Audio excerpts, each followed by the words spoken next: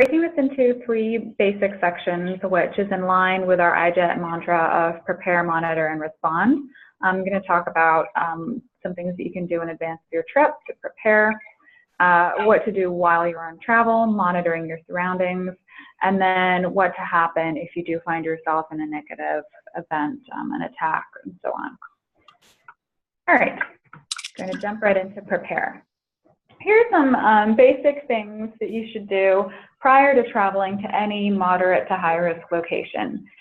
You can see on screen, some of this is pretty basic. A lot of it is stuff that people know to do but don't like approaching, such as power of attorney, looking into life insurance, updating your will, basically having affairs in order in case of you know, a bad outcome, either an attack or a kidnapping.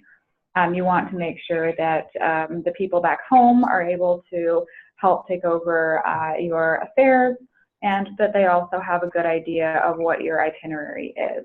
So that's getting down into the providing a photocopy of the following items to either your family point of contact and or your organization, your coordinators. That's to include your travel itinerary, airline tickets, passport ID page and visa as applicable, and driver's license. The other reason why this is important is if you happen to be robbed, or even if you just lose a bag, that way somebody has a copy of your important documents, which can help a lot in that situation. Personally, I like to do an upload to a secure file sharing system, such as Google Drive, or something that you might use internally. That way you can have access to the copies of your documents, and then people who you designate can also have access. Familiarize yourself with the insurance that's available to you. I know that you have insurance available through the program that was sent out to you previously. So I would just encourage you to be familiar with what situations that covers and what it doesn't cover. Establish a family communications plan and alert code. This is important, especially if you're going into high-risk locations, is have a system either with your family or with organization coordinators back in the States to have regular check-ins, touch base, let them know that you've arrived, that you're all right. And then beyond that, have a code phrase that you can plan ahead with somebody, whoever it is that you call in case of emergency, to alert them that something's wrong.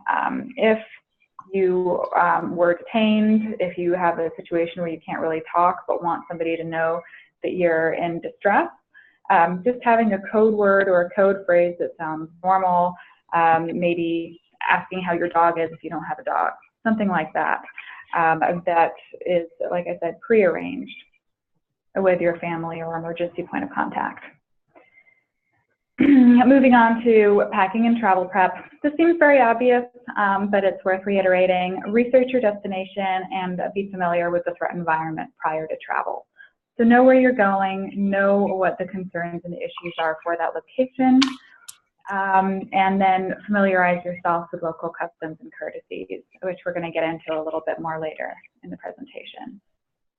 I know you've also already had some communication with the school about health issues, so vaccinations and such. That's very important. Seek proper vaccinations, and then also travel with your shot record.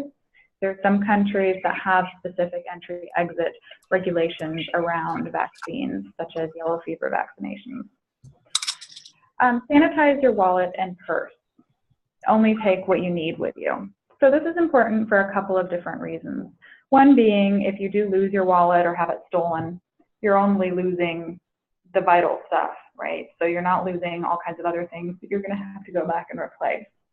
The other part of that is that in a kidnapping scenario, anything that you're carrying on you will be looked at and can be used against you. And that's something that we'll talk about briefly later on as well when we get into that. But the idea is just to be as streamlined as it is possible to be while traveling. Preload emergency numbers into your mobile phone and or sat phone if you're traveling with one. This should include the University of California crisis hotline, as well as your designated emergency points of contact. In addition to having them programmed into your phone, we encourage you to memorize them or write them down and put those numbers, somewhere in your bag, aside from your phone, in case your phone does get stolen. Pack a go bag. That's the next thing, especially if you're spending a prolonged period in country. You should have a small bag that's always prepared that contains the following items that we've got down here. It contains photocopies of your documents, a pocket knife, flashlight, an extra mobile phone if you have one. It could just be a basic flip phone, some high energy snacks like protein bars and bottled water. The idea with that is that in case of any kind of emergency, from a fire to a terrorist attack, if you need to leave rapidly, you can just grab that bag and go. While you're on travel, again, it seems obvious, but it's worth saying, comply with your organization's travel policy. I know that that's already been sent out to you. We've covered the hotline numbers. Use approved prearranged transportation, especially in higher risk locations. You want to have your travel planned out and make sure that you're using reputable airlines, transport companies, etc. Because using unlicensed taxis, for example, is a good way to rapidly increase your risk exposure. Secure laptop and other valuables whenever possible. Also pretty clear. If there's a safe available at the hotel, I encourage you to use it, not leave things out and unsupervised. All right. And I also just want to throw out there, if you have any questions, do feel free to interrupt me or Ed at any time throughout this presentation. Okay, another before you go tip, and this is social media, which obviously has grown hugely in the past years and poses new challenges for travelers. There are two aspects to this, one being privacy settings. You're all, I'm sure, aware of privacy settings that are available on Facebook and LinkedIn and all these other various services that we use. Go ahead and check those privacy settings before you travel and make sure that your information isn't wide open to people. Again, it's something that can be used against you. Any information that's out there in public could be used against you, especially location information. So that brings us to the next point. Be careful about what you post, even if you do have locked down privacy settings, they can be circumvented. So we encourage people to not post about their planned movements or current location on social media, especially in areas where terrorism or kidnapping is a significant risk. That can be used to target, locate you, target you, and then find out information about your activities that may make you vulnerable. All right, coming to hotel residence selection and airport safety. Now these tips can be used either when choosing accommodation or when evaluating accommodation that's been chosen for you. So these are good things to keep in mind either way. For hotels, Western hotel chains such as Marriott, Hyatt, the usual suspects, tend to have predictable standards because they have corporate policies that they have to adhere to when it comes to security and cleanliness. However, in some countries, they can be targeted because they are frequented by foreigners. So especially in high terrorism risk countries, we take that with a little bit of a grain of salt. So while there are advantages to these Western hotel chains, a reputable, low-profile hotel may be good.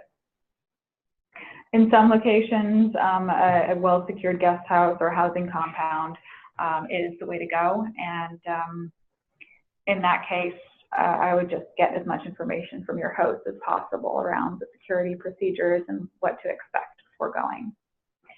If you are staying in a hotel, multi-level buildings, you should stay between the 2nd and 7th floor. That's due to capabilities of fire response. And the ground level can be a higher risk for break-ins, clearly. For high terrorism risk areas, try not to stay directly over the lobby or facing the entrance, because those are the areas that are more likely to be targeted in an attack. Keep your hotel door closed and locked at all times. Just make a habit of that for security purposes, and look out of the little peephole before opening the door to someone. Try to use varied entrances and exits if that's applicable.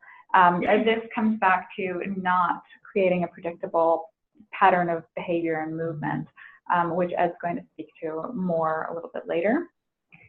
One key thing, which we say it makes a big difference and a lot of people forget to do, is walk the fire exits. Check where the nearest fire escape is to where you're going to be staying. Check them, make sure they're actually open. We've definitely heard cases of fire escapes being there but being locked from the outside because of theft concerns, for example. You want to check on that and make sure that you have a way to get out if there is a fire. We've already covered laptop and valuables. And this is more for extended stays, so it's probably not applicable to these trips, but if you're in a location for a long time and you're worried about surveillance or targeting, you can change your room or even hotels. At the airport, you guys have probably all seen there's been an uptick in attacks at airports everywhere, or all around the world, really. There have been multiple different regions impacted. So when you go to the airport, we encourage you to be prepared and go through security as quickly as you can. So minimize the time that you're spent in the arrival and departure zones pre-security. Those are the areas that are easiest to access from the outside, and that is typically when any kind of attack or criminal event is going to take place. So there are the two parts to that. Some areas also have issues with criminals spotting people at arrivals. So just be aware of that. You're less likely to be targeted if you seem like you have a plan, you're aware of your surroundings, you're not just, hanging around looking clueless. That's a good way to be targeted for pickpocketing, etc. All right, cultural awareness. Since you're all going to different countries, we're not going to go into any specifics here. I think the primary thing is to just get a basic understanding of the culture that you're going to be in. Make an effort to be respectful. I want to be careful when I say blend in. You are a foreigner and you can't change that, or unless you're not, of course. But make an effort to be respectful and to fit into the culture that you're visiting. In many parts of the world, the family unit and the tribes are of a very high importance, much so than we would see in the U.S. So that's something to be aware of. Work week schedules and holidays can also vary. That's a very easy thing to look up. And just as a general recommendation, we would say steer clear of sensitive topics like politics and religion, if it can be avoided at all. Those are ways to easily inflame tensions and cause a problem. And in some regions, you can actually get in legal trouble for it. All right. Do you guys have any questions on that section? Not here. Nope. All right, there'll be more time for questions at the end as well. I'm going to pass things on to Ed for the monitor section. Great. Thanks. Thanks, Anna. And I'd like to thank you all for inviting us into your school and into your program to help you with your travels to the various places that you're about to visit. One of the things as we transition from planning for the trip to actually conducting the trip, once you get on the ground, you get checked into the quarters, whether it's a hotel or some other means of lodging. You want to vary the places where you do business, such as coffee shops, stores, and restaurants. If you do have places like Starbucks that you like to frequent, fortunately, if there's one, there's five. Don't always go to the same one. If you have really no choice, try and vary the times that you go. Maybe one day you go at 7:30, the next day 8:45. what you want to try and prevent is becoming predictable. If you do, for whatever reason, have to use the same location, maybe you have a client or a colleague or a government official that insists on using the same venue, what you want to try and do is to walk through the front door, but then select a seat that's through one of the either side or rear entrances, and then you want to face the front door. That way, if somebody does come in through the front, you have other tables, other people. You have some cover and concealment between you and the door, and you also have a fairly quick exit to get out that side exit or to get out through that rear exit. In varying times that you visit the different venues, you also want to vary the times that you leave for work, or if you have certain responsibilities, you have to make trips to farms or things like this. Try and vary that to the best of your ability, understanding that you are a host in some of these countries, and some of the folks you deal with maybe cause you to have to become very predictable. Use your imagination and see. If you can't vary the time, maybe vary the place. If you can't vary the place, maybe you can vary the vehicle that you take. Try to make yourself as least predictable as possible. And then even things coming back to your lodging or to your residence. Parking, move, maybe where you get dropped off. If you can park in a different place, use the front entrance. A lot of hotels, if you have your key card, you can gain access through some of the side or rear entrances. Again, the key to success on this is not being predictable, not letting that potential threat say, okay, we're going to wait until they go into this choke point or into this specific area and, conduct whatever crime is on their minds. Slide, please. So this is a target selection that we see in a typical terrorist attack.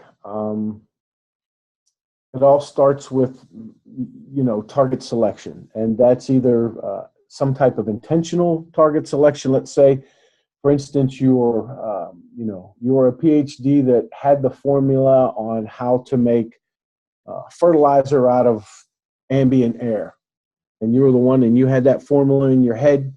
You may be a specific target. Somebody wants to target you to try and gain access to that intellectual property. Or you could be a target of opportunity. Somebody sees you, perhaps you didn't prepare, you didn't get this class, you get off the plane, you're wearing your Hillary or your Trump t-shirt. Very, easy to determine that you're an American.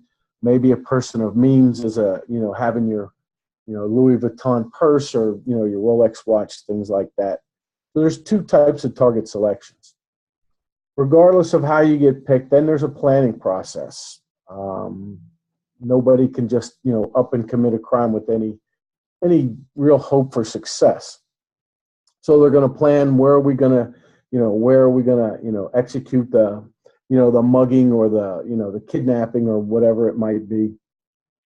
Once that plan's done and it's solidified, then they'll deploy the assets that they're going to use. It may be cars, it may just be people, might be one person, it may be multiple people. That'll attack will occur. They'll withdraw from that attack site.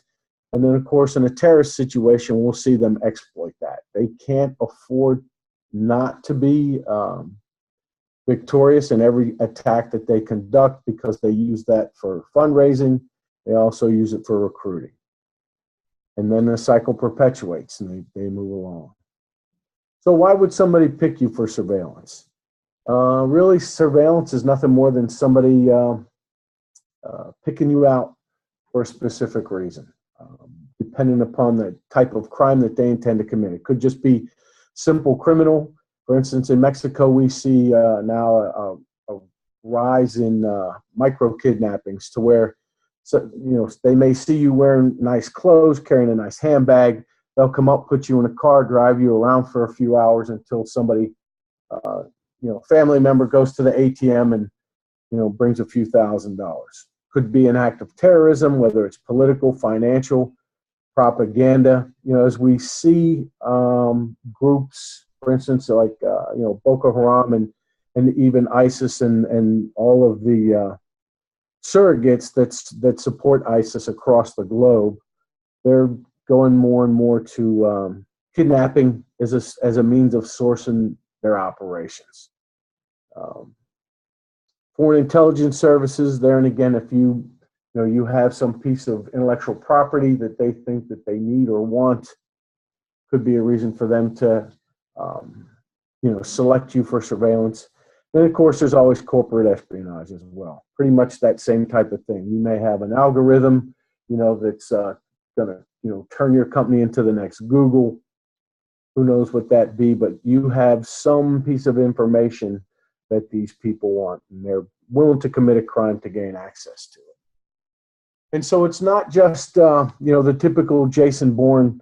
I'm walking down the street and, I exercise my trade craft and I see somebody following me. It could be mobile surveillance. You should be cautious as to, using the wireless in the hotel. Static surveillance, by that we mean that even though you may walk past a certain route to get to work, to get, to go eat your meals, things like that, they'll have people posted statically to try and gain some initial information on your habits. Technical surveillance, they monitor, cameras, within your hotel, maybe cameras that are out on the street. Maybe they monitor your text messages. We've even seen instances to where in some Chinese flights, in the first class seats, they have cameras that monitor the customers so they can gather information from their text messaging and email correspondence and things like that. Human intelligence, that's where you actually have somebody that's, going to follow you, either in a vehicle or on foot. Then, of course, social media, which, we'll talk a little bit more about, or actually Anna already talked about. Some people, they, share their entire life on social media. So you need to be careful what goes there. All of these things can be used to help select you as a target and then to actually exploit you as well. Slide, please.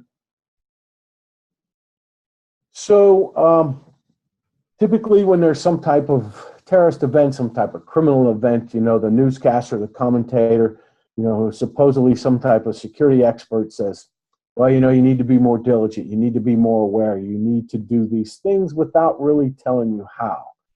So here's, kind of an introduction in how you can not be a soft target and how you can become a hard target. And then follow-on slides will have some more details for you to practice and to help you detect those harmful things that may be in your surrounding area. So soft targets, they travel alone. We talked about the expensive jewelry, say no to Brexit, or, the Hillary or Trump t-shirts, things like that. Predictable movements, setting a pattern. Unaware of your surroundings. This is an important one. Don't walk and text. I know it's tempting. Somebody drops you a note, you take a picture, you want to post it, or you're sending it to somebody. But take the picture if you have to, and then send the text message or whatever that correspondence is when you're back in a safer environment. And that's even from a safety perspective. You're in an area that you don't know. Streets and sidewalks aren't as safe as they are in the United States. You trip and fall, things like that. Or it also makes it easier to exploit somebody that's looking to kidnap you, or even just a common street crime.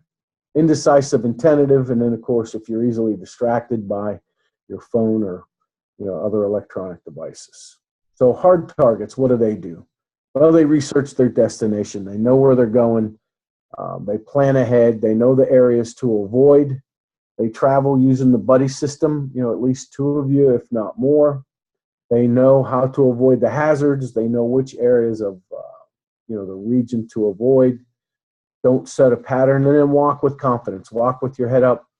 Walk in a brisk manner. Swing your arms, moving your head side to side, just so you can take in more of the culture, but you can also let people know that you're paying attention to your surroundings, and that as they look for some type of potential target, they should look somewhere else besides you.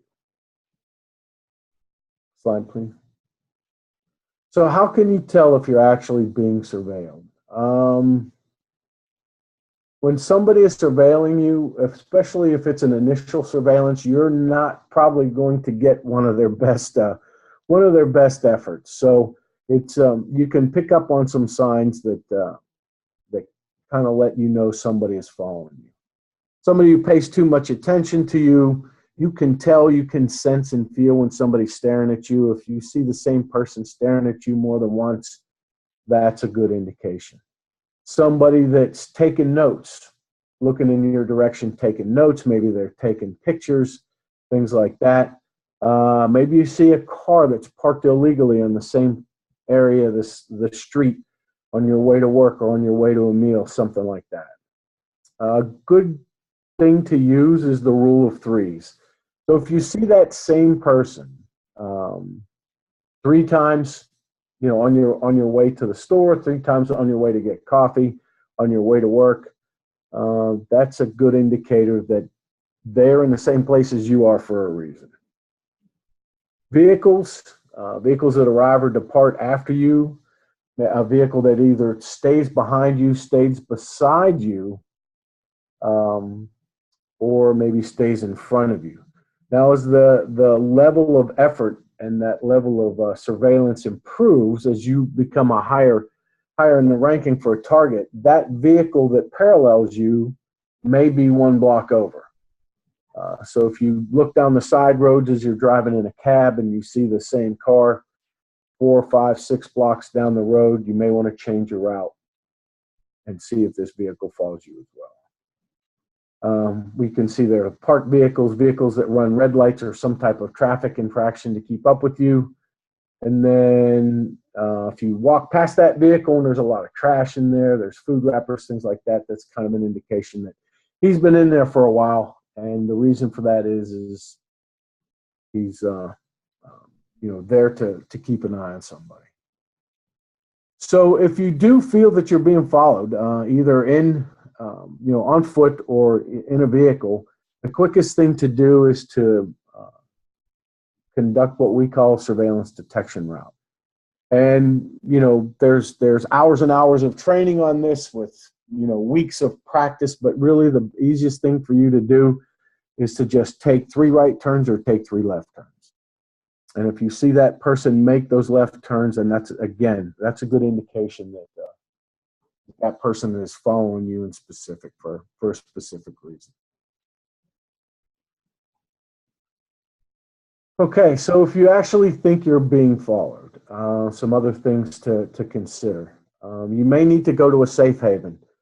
Probably the best safe havens to go to are food courts in shopping malls or lobbies of hotels. A public area is what you're looking for, an open public area with multiple entries and exits, typically that are full of people. So some other things to consider are someone that follows you into a store or a building or a shop more than once. Sometimes they'll change their clothes. They might change their coat. They may throw some coveralls on, things like that, take off their shirt, put on a sweatshirt, over a t-shirt, things like that. You may see the same car or motorcycle.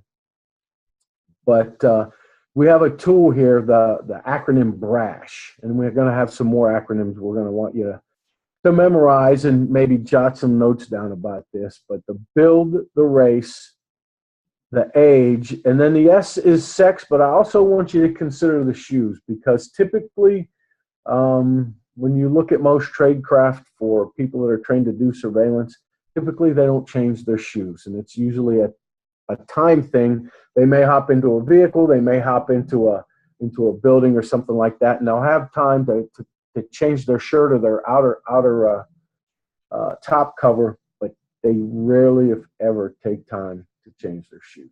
And of course, their height, weight, and build, and things like that. Slide, please. So again, we talked about the security experts that say you need to be more aware. So how can you identify somebody that has the intentions to actually commit you harm?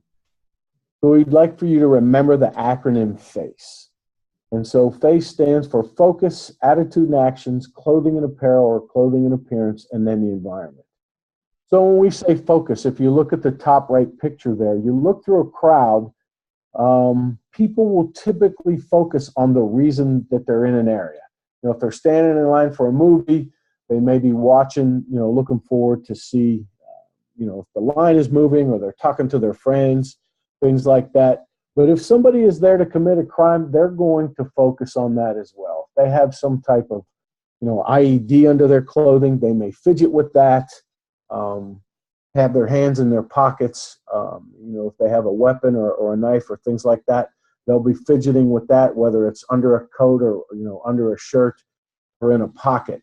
So look for somebody whose focus is different than the rest of the crowd. Now, remember, we're not selecting these people for, for indictment. So if you see something like this, we're just giving you some indicators for the type of people that we think you should avoid. Attitude and actions. So you see the second picture there. The gentleman is wearing the ball cap. He's looking back over. He came off the elevator and he immediately turns and looks back behind him as he gets off the elevator and is walking off to his left. That's not typical behavior for somebody who is just getting onto a subway or a train, unless of course he's trying to dodge an old girlfriend or something like that. But it is, fairly unnatural actions. This gentleman here was actually one of the London subway bombers, and that was how they were able to find him and then track him back on the video by making actions like this, getting off of elevators, transitioning to new areas, and they would stop walking in one direction, stop, and look back in the opposite direction. Clothing and apparel. Are their clothes appropriate? Are they appropriate for the region, for the culture? As you can see, this picture here is a Palestinian refugee, and once they get that large green coat off of him, he does have a personnel-borne IED underneath that device. So what about his grooming standards? Are they appropriate for the area? And the last one is the environment. So you want to consider, what is the current threat level? Has there just been an incident? Or, has there been an incident maybe in the last 30 days, 60 days? And so there's, people are on higher alert. People may just act naturally a little more agitated or a little more anxious, things like that. What's the physical environment? People will, are they sweating for some reason? Of course, a lot of the places that you're going to, Cambodia and, Central Africa, you're going to sweat no matter how calm or how anxious you are. So, but that's why it's important that you understand the environment and what impact this may have. And again, you don't have to have indicators for all four of these. It can be one of them. It might be the person's focus. Maybe their clothing and apparel is off. But you're looking for something that sets them apart, something that's out of the ordinary. It's a very simple acronym to follow, because most of the time when you meet somebody or when you look at somebody, you typically start with their face. So remember that acronym. Use it to look out at the people as they approach you, and don't wait for them to get within arm's reach or double arm's reach of you. You see somebody that causes you some concern, cross the street, get into another aisle, maybe move away from them, things like that. Slide, please. So the other thing we want you to be concerned about is, we talked about personnel. The next one is some type of hazardous device. And so again, we want you to remember the acronym CLIF. I wish it was a little more catchy like the FACE acronym, but if you can remember CLIF, it stands for the condition of the package, the location of the package, what information can you gather about it, and then what's the function of the container. And then there and again, if you look at this package that's here in the picture, you can see it's a brand new bag. It's obviously full of something. Somebody placed it there. As far as the location goes, it doesn't look like it was left there or dropped there. What information do we have? Does it have a tag on it? Could you maybe ask if you see it in a hotel lobby or in the lobby of a colleague's office, ask the receptionist, hey, Did you know this was here? Oh, yeah, that's, so-and-so, he's a salesman, he left it there. Just by answering some of these questions can keep you from responding to a device that other people may, for some other reason, think is hazardous. Then, of course, the function of the container. Is it appropriate for the situation? Slide, please. Okay, and so if for some reason as you prepare and as you monitor, if you can't deter that threat from selecting you as a target, or if for some reason you are just a bystander in an event that's actually targeting other people that are in your area, or maybe other people that are in your group, you may find yourself to where you have to respond. So many of you have probably seen this, the active shooter for unarmed personnel response of run, hide, fight. This run, hide, fight actually works for almost any type of threat or hazard. Starting off with the run, slide please. The best way to protect any asset is to separate it from that external force. Look, for instance, at, as we grow up, through grade school and high school and college, and, even at work, what's the first action that we take if we smell smoke or if we think there's a fire? We evacuate the building, right? We want to try and separate our assets from that external stress, whether it's a shooter or it's a fire or could be some kind of chemical release or, a protest. That protest could move really almost like a cloud, through a neighborhood. So the best thing that you want to do is to try and move in the opposite direction of whatever that threat, whatever that hazard is. Have a planned escape route. Don't just leave the building for the sake of getting out of the building. No, Anna talked about, knowing where the fire escapes are. What are the other means of exiting the building, whether it's a restaurant, whether it's an office building that you're working in. Know multiple ways to leave if some of you are going to be working, outdoors on a farm or at a field or, some type of agricultural location. Know multiple ways to leave there and to get to a safe place. If you're in a building and you think there is some type of shooter, there is an armed threat, leave your belongings where they are. And when you come out of the building, put your hands up or out to the side and have your fingers open. Please don't walk out with a metal telephone in your hand. Law enforcement officials, security officials, they're trained to approach people differently than we do naturally. We talked about, looking at people's faces. So law enforcement and security personnel are trained to look at your hands. If you have something in your hands, you are exponentially more likely to be treated as a threat. And so as we look at some of the countries that you're going to, they may not be as well trained. If they see something in your hand, like a telephone, like an iPad, things like that, they may mistake it for some type of weapon. So remain quiet and calm. Even if you have some slight injuries, or if you're cut or bruised or something like that, as long as you can move under your own power, don't ask the responders for assistance. They are there to stop that threat. And then if you have 4, 5, 6 people in your group, account for all your personnel.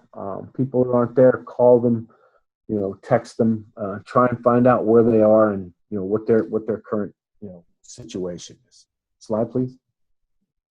So if you decide to hide, you want to look for a room with limited doors, strong doors if possible, hopefully doors with no windows. Hopefully you can find an interior room with no windows at all. But if you have to pick a room that does have windows, as you hide, you want to stay below the window line. So if somebody looks into those windows, they can't just look through there and see people hiding behind a closet or under a desk.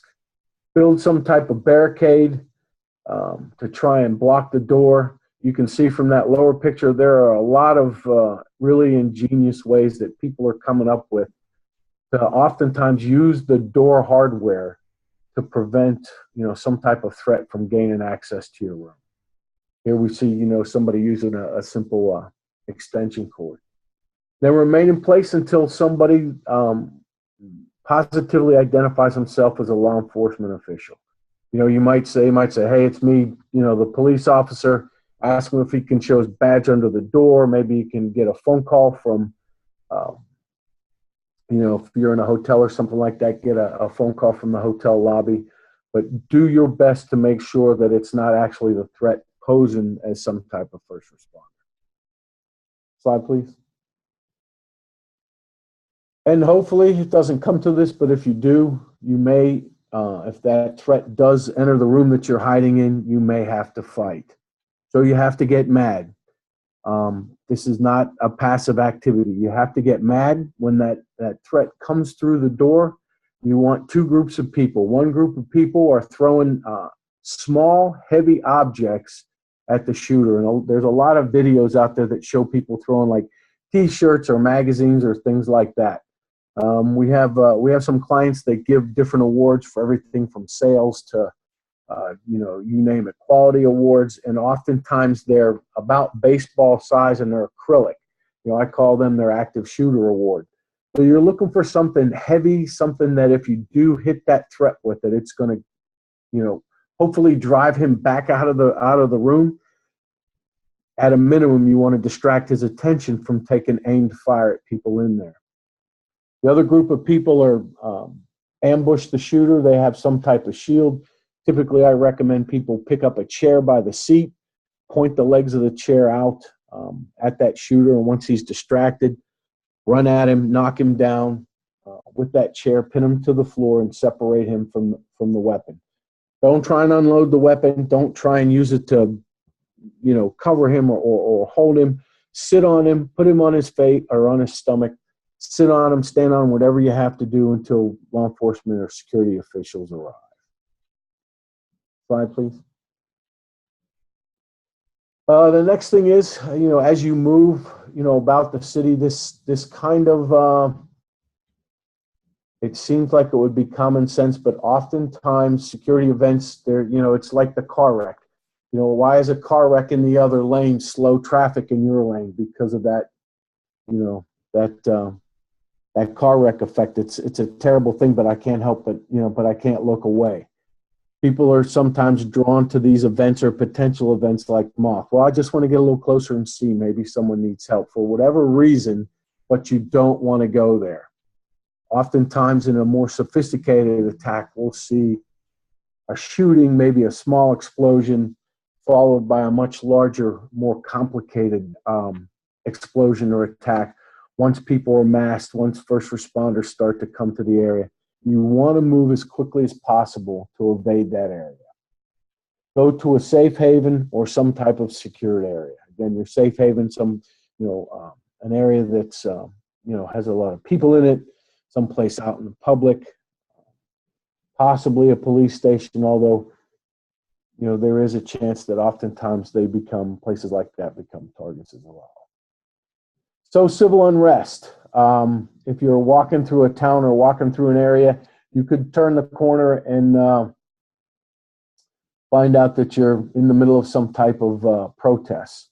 The dynamic with a crowd is that crowds have personalities, and that those personalities can be altered by very few people. So you want to make sure, one, that your route is not taking you into a protest that is already occurring.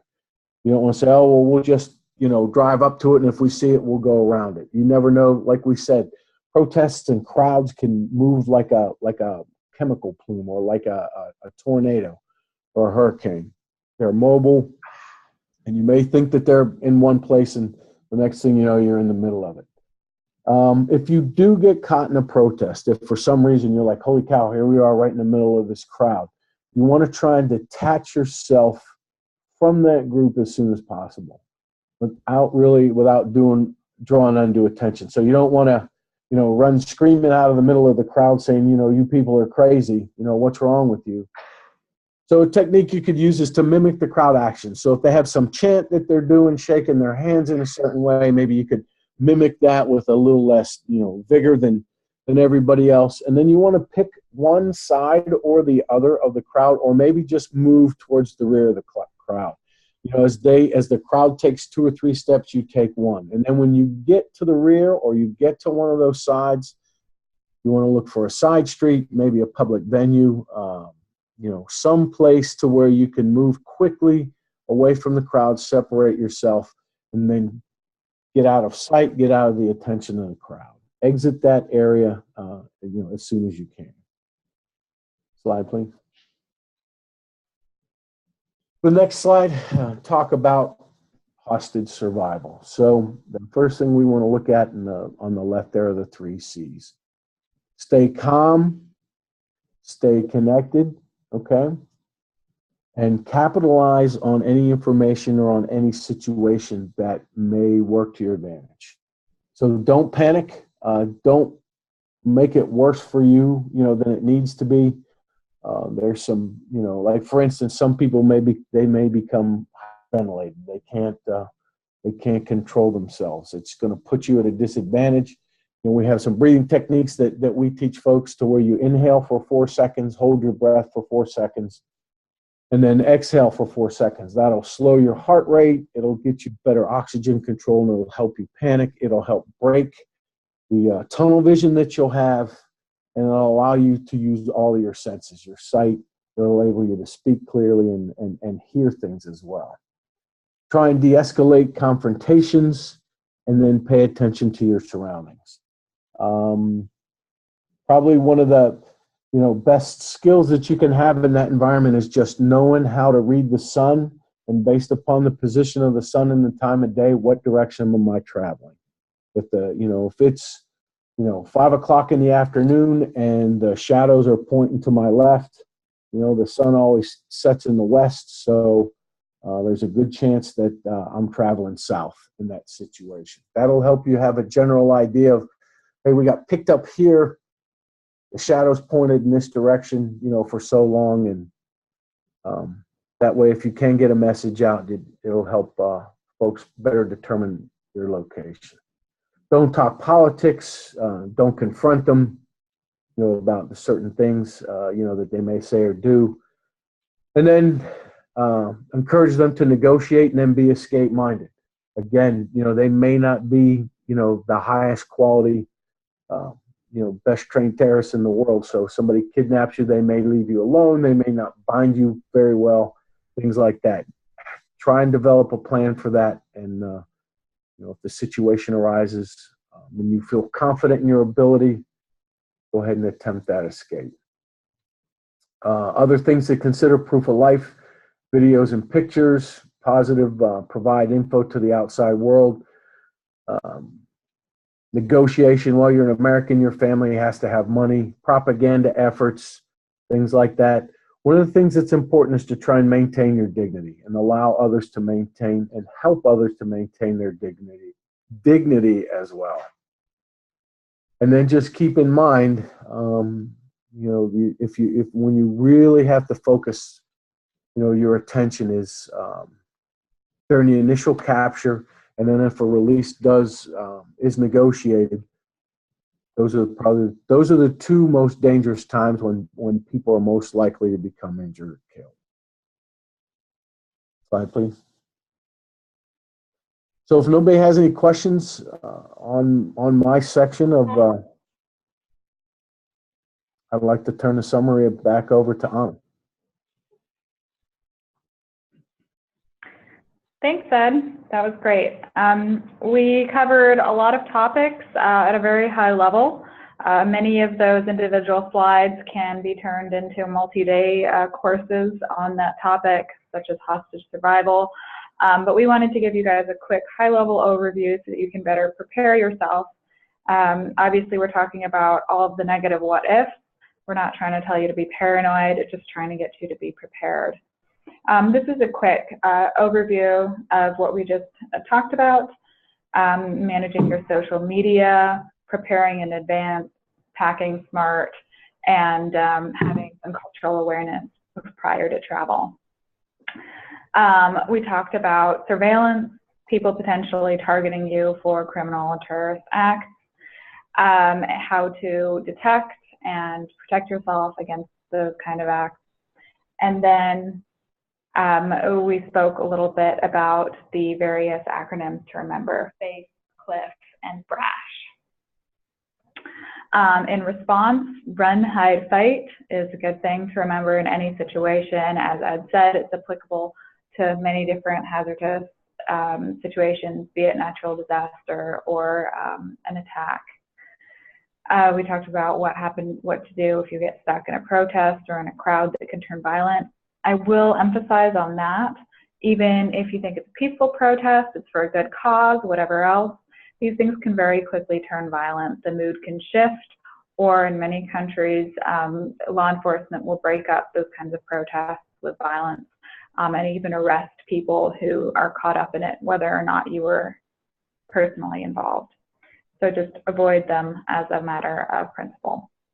And then we talked about hostage behavior, the 3 C's, how to behave if the worst case scenario happens and you are kidnapped. I would like to open it up to questions and encourage you to ask anything that you weren't entirely sure about. I have a quick question. If you can hear me? Yeah? Go ahead. So it was mentioned to vary your routes, but essentially when you vary your routes, you won't know what kind of neighborhoods you're going through. Do you have any suggestions for, I guess, how to vary your routes but be safe and also, still being aware? Sure. So there are a couple of things there. Sorry, Ed, did you want to take that one? Yeah, sure. So, you can vary your routes. You can ask for information from your sponsor. Say, hey, what are some of the areas that, that we should stay out of? Things like that. For example, we had, I took a client down to Bogota, and he was pretty nervous about being in Bogota, and we, walked through some typical Colombian neighborhoods, and he was a little nervous, but by understanding, where the crime is and isn't, things like that, we knew where we could and couldn't walk. And if you may just be in a situation where you can't vary your route, so then you want to maybe vary your times. You want to vary, the vehicle, things like that. So look at, let's say the first day you head out to wherever it is you're going to work, and then what about what I'm doing can I change, right? And can I, do it without, causing some great, logistical, disadvantage. So there's people there, like I said, the hotel concierge, people that work there, where should I go? Where shouldn't I go? Things like that. That'll help you plan your various routes. But then again, if, you're kind of stuck to one route, try varying some of the other things, about your trip. And then one more question, I guess. So there's a Find My Friends app on iPhone. Would you recommend keeping that on or turning that off temporarily? You're talking about tracking you on social media? Yeah, so Find My Friends, you can let certain people, like relatives or friends, see where you are. But I just was wondering if you had any recommendations, if that was a good idea. So there's the challenge with that is if somebody has selected you for a target, there's a chance they may have access to your phone number, so you may actually be helping them keep track of you. So I can tell you a technique that I had used in the past, working in areas like Karachi, Pakistan, doing surveillance detection in areas like that, is that I would set my phone up to record the geospatial location of where I took the picture, take a picture of a street sign. It would upload into a shared box for somebody that was in a safe location. So if they didn't hear from me, they could track my route through those pictures. That's a little bit more, trade crafty than maybe you guys want to get into, but I would say probably the best thing to do is to just, if you can set up start and stop times, and if you have some type of deviation from your schedule, hey, I'm going to be home late, or hey, I'm going out to eat instead of, back to my room. and then send those texts either to the rest of your group. I would say that that would be preferable to some type of open access, you know, to the location, or at least the location of your phone. Did that help? Yeah. Okay. Any other questions, concerns? I have a question too. So one of the recommendations that we have given our students, to these students, is to register their trip with the U.S. Embassy in that country. But are there other, to be, you know, on the, to be kind of on the radar that you're there, and that the U.S. Embassy knows about that. But are there any programs that can be used to like alert the students about things like civil unrest or protests or emergency situations, like instantaneously, like through their phones? Are there programs like that that can be signed up for when they're traveling into their countries? I can speak to that. And is Gary Leonard on here? Sorry. Gary and Gabby are here. Hi guys. You probably know better than I do exactly what iJet services they're going to have access to. If you want to speak to alerts and such. Sure. So, Emily, so as long as they're registering their trip, and when you and I talk about registering, they're going through either booking through Connexus or that UCOA. And so when that happens, they should automatically be getting those 24/7 Intel alerts from iJet, which are the people you're speaking with now. So it would include updates like you spoke of like the civil unrest, or I mean anything from security all the way to, you know, a travel, a transportation situation. Like say there was an issue with a railroad. So it's really runs the gamut, but they should be getting, provided your profile is correct, your travelers should be getting it to the email address, to their email address. So if you don't have that, we can touch base separately so we can make sure everybody's in the system. Yeah, and you can also, this is Gary, you can also sign up for the State Department's program. I believe STEP is the acronym. I think you can get alerts through that method as well. Okay. All right, thank you. And I'd like to just say one more thing about that. Definitely register for STEP, but also understand that there are limitations as to what the State Department can do to come and help you. We work pretty closely with state, especially in emergency situations, and they do rely as well on private security providers like iJet to assist not U.S. nationals and foreign nationals, because I'm assuming that not everybody at UC is an American citizen. That's important to keep in mind as well, that if you're not an American citizen, even if you're a green card holder or visa holder, you're going to be a secondary priority for State Department in an emergency. That's just a fact, unfortunately.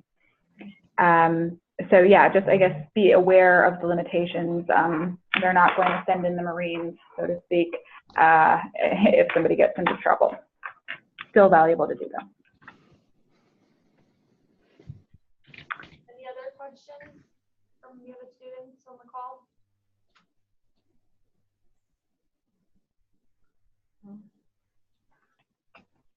Okay, well, thank you so much for your time, Anna and Ed, and for the others listening. This was really helpful and a very thorough training, and I think we learned a lot of really good best practices, especially for when the students will be traveling through, I imagine, like the capital city or larger areas. I think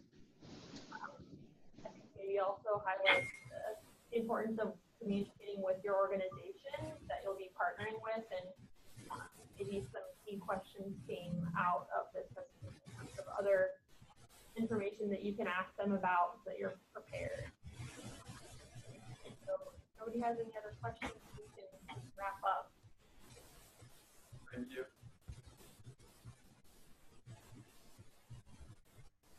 Cool. All right, thanks everybody.